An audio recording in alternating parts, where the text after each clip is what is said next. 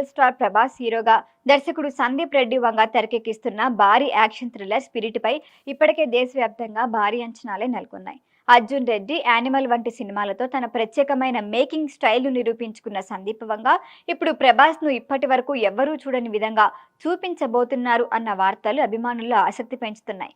ఈ సినిమాలో ప్రభాస్ ఒక పవర్ఫుల్, సిన్సియర్ పోలీస్ ఆఫీసర్ పాత్రలో కనిపిస్తున్నాడు అని టాక్. అయితే తాజాగా ఈ సినిమాకు సంబంధించి మరొక ఇంట్రెస్టింగ్ అప్డేట్ సోషల్ మీడియాలో వైరల్ గా మారింది. కథలో ప్రభాస్ తాత పాత్రకు చాలా కీలకమైన ప్రాధాన్యం ఉంటుందని, ఆ పాత్ర చుట్టూనే హీరో క్యారెక్టర్ కు భారీ ఎమోషనల్ బ్యాక్ డ్రాప్ నిర్మించబోతున్నారట. ముఖ్యంగా తాత క్యారెక్టర్ కు ప్రత్యేక ఎలివేషన్ సీన్స్ ఉండబోతున్నాయని సినీ వర్గాల్లో చర్చ నడుస్తోంది.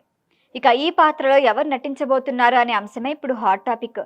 మొదటి పలువురు బాలీవుడ్ నటుల పేర్లు వినిపించినప్పటికీ తాజా సమాచారం ప్రకారం బాలీవుడ్ మెగాస్టార్ అమితాబ్ బచ్చన్ ను ఈ పాత్ర కోసం సంప్రదించినట్లుగా తెలుస్తోంది.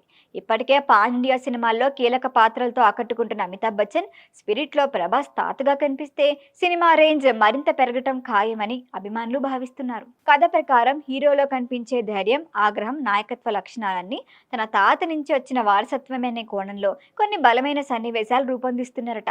ముందుగా తాత పాత్ర వీరత్వాన్ని చూపించి ఆ తర్వాత అదే లెగసీని కొనసాగించే మనవడిగా ప్రభాస్ పాత్రను మరింత గ్రాండియర్ గా ఎలివేట్ చేస్తున్నారని తెలుస్తోంది. ముఖ్యంగా యాక్షన్ ఎపిసోడ్లు, ఎమోషనల్ సన్నివేశాలు సినిమాకు హైలైట్ గా నిలుస్తాయట. ఇప్పటికే స్పిరిట్ కోసం సందీప్ వంగ భారీ స్థాయిలో ప్రీ ప్రొడక్షన్ పనులు చేస్తున్నాడని తెలుస్తోంది.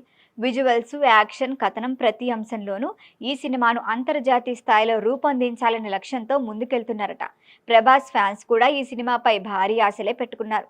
అయితే అమితాబ్ బచ్చన్ నిజంగానే ఈ ప్రాజెక్ట్లో భాగమవుతారా?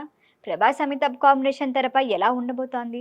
సందీప్ వంగ ప్లాన్ చేసిన ఈ ఎమోషనల్ యాక్షన్ డ్రామా ఎలాంటి సంచలనాలు సృష్టిస్తుంది అనే ప్రశ్నలకు సమాధానం దొరకాలంటే అధికారిక ప్రకటన వచ్చే వరకు వేచి చూడాల్సిందే.